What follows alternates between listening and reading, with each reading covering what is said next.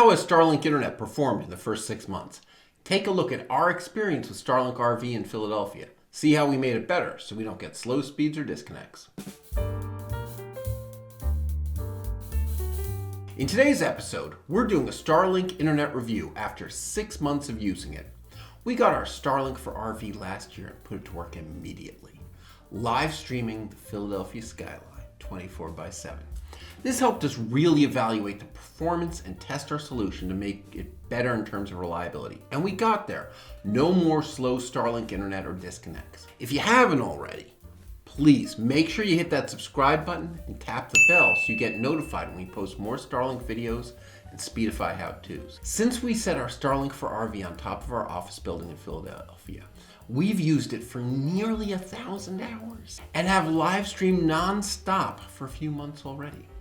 We wanted to see the difference between streaming with Starlink only and also combining it with a secondary connection. We tried DSL, we tried cell phones.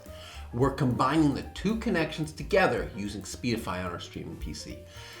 As we're gathering usage data for the live stream every minute, we noticed that usually within every week being analyzed, there are hundreds of moments where Speedify had to save the day by using the secondary connection instead of Starlink because of the unreliability of the Starlink connection. Speedify is the only app that helps you combine your Starlink with multiple internet sources into one bonded super connection for better speed, security, and stability. You can download it at speedify.com for Windows, Mac, Linux, iOS, and Android.